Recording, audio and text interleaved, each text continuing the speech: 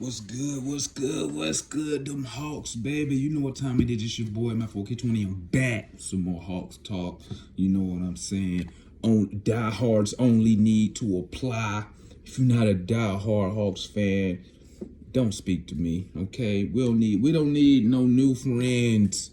Y'all weren't with us when we was winning 13 games. Okay? Y'all wasn't with us when we had the trash brothers. But anyway, want to talk about these Hawks, man. And I was watching First Take, and these fools over here talk about who won the trade between Luka Doncic and Trae Young. Okay, let's keep it a buck.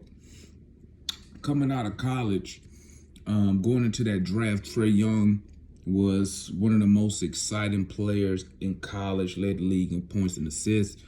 But, you know, he didn't really win games. You know, they finished with a record, but should have probably never made it into the NCAAs, and then they got their ass handed to them when they got there. Then when you look back at it, you realize Trae Young had no help on that team, so he had to do everything, okay?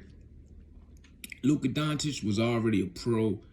At that time, I was on the Michael Porter Jr. bandwagon before he got hurt. Before his back went out, I was on Porter Jr. bandwagon.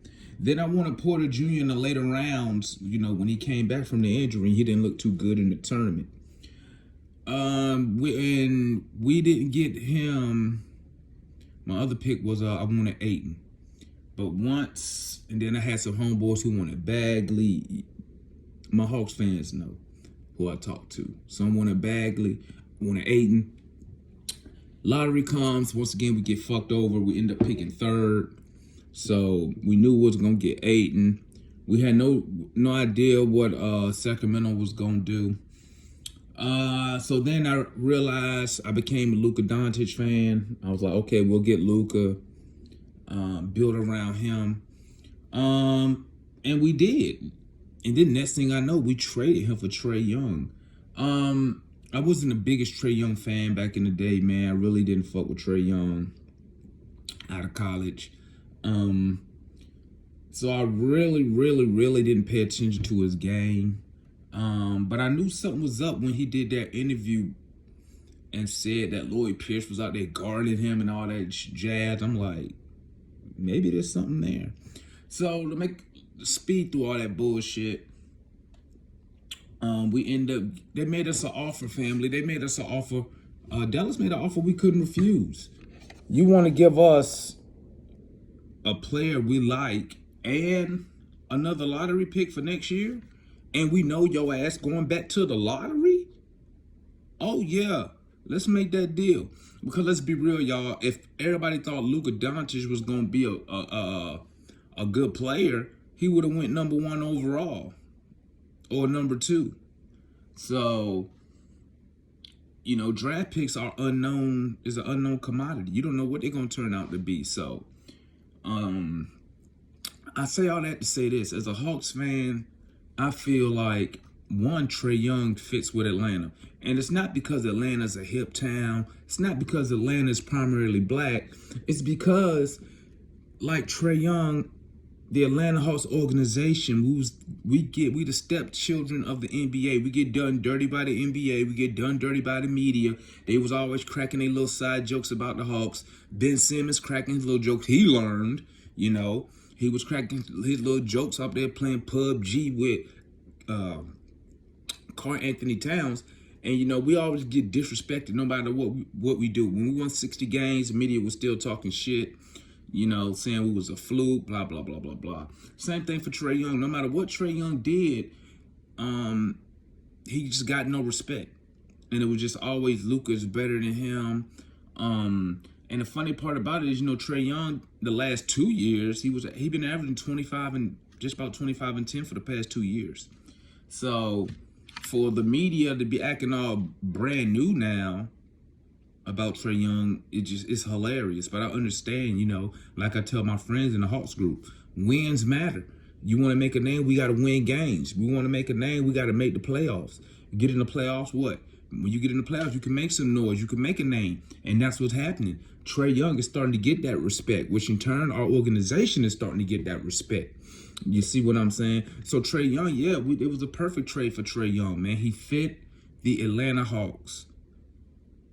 He get disrespected. We've been getting disrespected. And it's a match made in heaven, you know? So, no.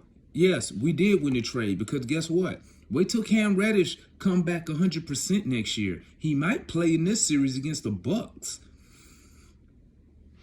You know, people want to talk about Ben Simmons. Cam Reddish plays hellified defense. And you don't believe me, go back to the beginning of the season when we played the Nets and he was guarding KD. He did an outstanding job on KD because he got that length. And I think he might have grown some. I think he might be almost 7 feet right now. If not, he close, 6'11" or so. He up there. But as a Hawks fan, and let me tell you something, guys. I'm a lifetime Hawks fan. I'm a diehard, lifetime Atlanta Hawks fan. This ain't no new cat or some cat who just followed the team back in 2015 when we won 60 games. Somebody who just got here when we got Joe Johnson. No, I'm a lifetime Atlanta Hawks fan. I think if you want to talk about winners and losers, I think we won the trade because Trae Young got us in the Eastern Conference Finals, and Cam Reddish is about to be a legitimate piece on our team. So I think we did get the most. Look at Luka. Luka hooping, but he trying to do it all by himself. He got, what? He ain't never made it out the first round. I mean, but, you know, the media calls him a superstar, baby bird, all that bullshit. He ain't even made it out the first round. But, yeah, I think the Hawks, we won this deal. We won this deal. You know, when you start looking at it long term, bro, we in the Eastern Conference Final for the first time ever. Luka Doncic can't even get out of the first round. So, I mean, it is what it is. But, yeah, I think we won this trade. And that's if I had to pick a winner and a loser. But, I mean, at the end of the day, you end up having both players that are turning into legitimate superstars, you know, at the end of the day. But, hey, we good where we at, you know. And, you know, that's all I got. Hey, game 2 tonight in Milwaukee. We going to come out hot and heavy. Be ready. Hawks in 6. It's your boy. I'm out.